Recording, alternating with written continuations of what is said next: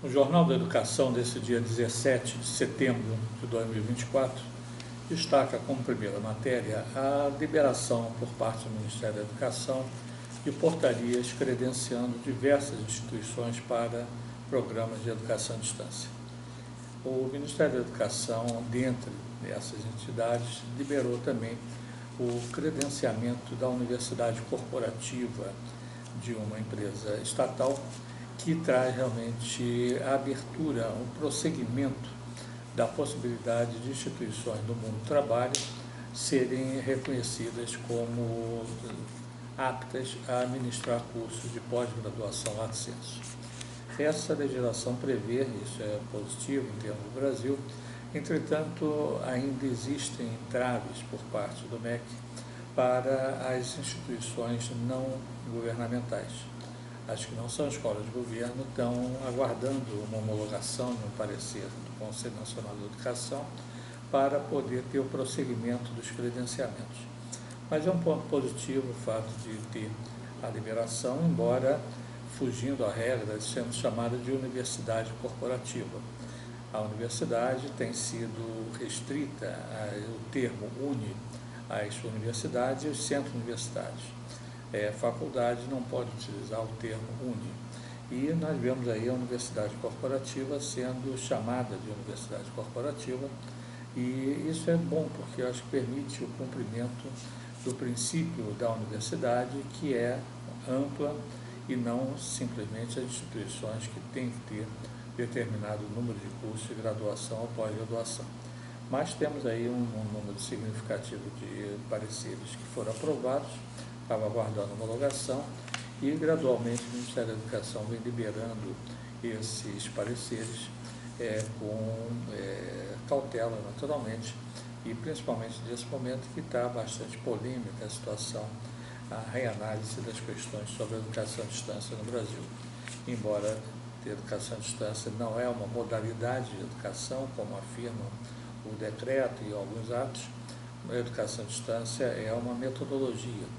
As modalidades estão definidas na Lei de Diretrizes e Bases da Educação Nacional e não contempla a educação à distância. Mas isso é questão para um outro debate mais amplo que precisa ser feito, inclusive enfrentado junto ao Conselho Nacional de Educação e outros órgãos. No cenário internacional, nós destacamos a realização em Xangai, na China, durante essa semana, de um congresso, de um encontro, falando principalmente na área das inovações.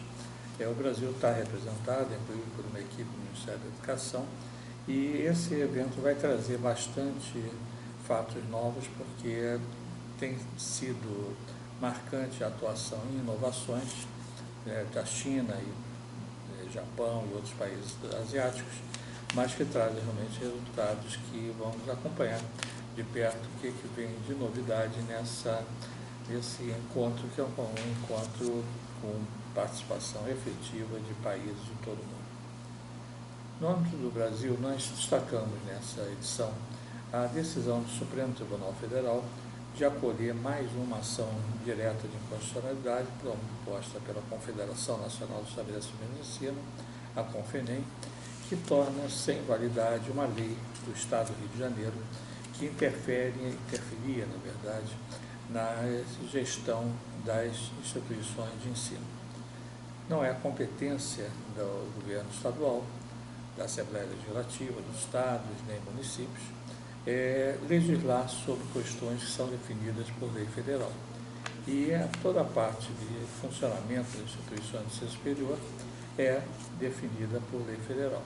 Então, essa lei extrapolou os critérios normais do cenário jurídico. O caminho foi uma ação de inconstitucionalidade, que foi proposta pelo Sindicato de Ensino Superior do Estado do Rio de Janeiro e acolhida pela CONFENEM, que é a entidade máxima que pode ir ao Supremo em termos da educação. A publicação saiu essa segunda-feira, tornando realmente, por quase unanimidade, apenas um voto contra, mas que teve a grande maioria dos ministros do Supremo acolhendo essa proposta, essa solicitação da Confederação e, consequentemente, deixando de ter validade a lei do Estado do Rio de Janeiro. a CAPES, Coordenação de Aperfeiçoamento do Pessoal do Ensino Superior, baixou uma portaria prevendo a integração dos cursos de graduação aos cursos de pós-graduação estrito sensu. É uma possibilidade que vemos a mais uma abertura para as instituições que possuem programas de mestrado, doutorado e pós-doutorado se integrarem mais com as instituições para aperfeiçoamento dos cursos de graduação. É uma iniciativa positiva por parte da CAPES e foi consolidada pela portaria número 291, já publicada em Diário Oficial, trazendo, na verdade, esse avanço para o processo de integração.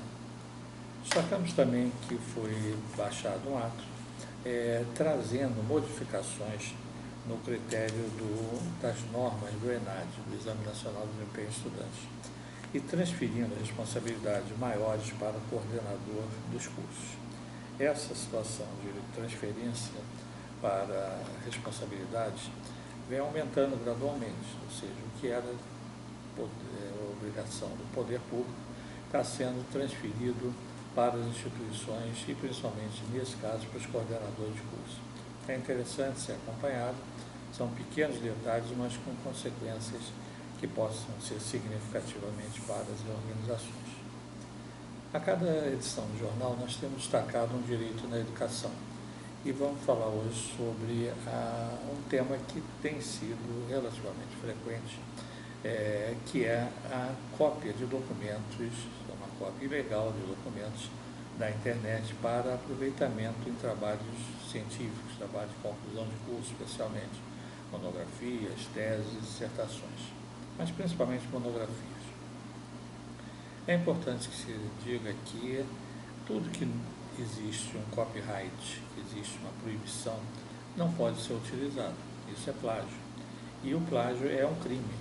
E as instituições, quando detectam, elas não podem simplesmente reprovar o aluno ou deixar de considerar aquele trabalho. Elas são obrigadas, pela legislação, a levar isso a uma instância criminal.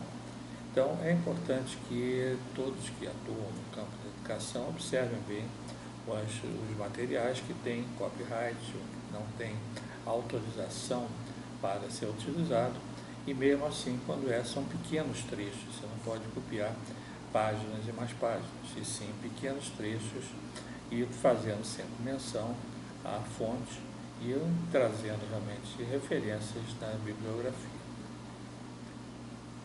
Entre as entidades, nós vamos destacar nessa edição de hoje a realização pela Federação de Estabelecimentos de Ensino do Estado de Sergipe de um evento que está sendo promovido em conjunto com a Confederação Nacional de Estabelecimentos de Ensino sobre diversos tópicos que, embora regionais, mas são muito aplicados à educação de todo o Brasil.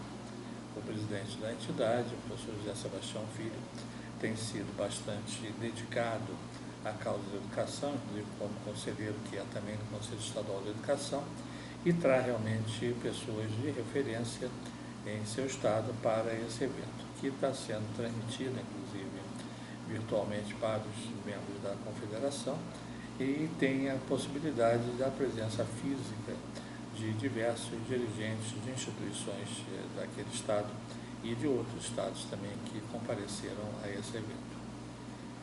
Destacamos também, por fim, sobre o Instituto de Pesquisa e Administração da Educação.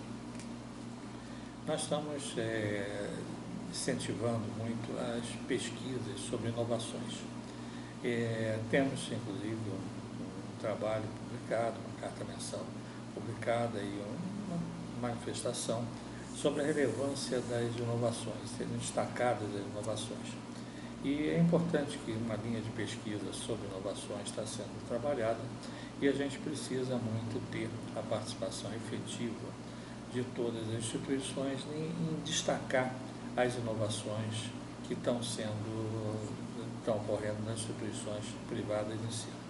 As instituições públicas têm feito isso com uma certa regularidade. O Ministério da Educação faz, inclusive, momentos os prêmios, mas o importante é dar o espaço e destacar, principalmente para permitir junto à imprensa, essa divulgação das inovações educacionais que estão ocorrendo em escolas de educação básica e escolas de educação superior. Assim encerramos a nossa edição desse Jornal de Educação de 17 de setembro.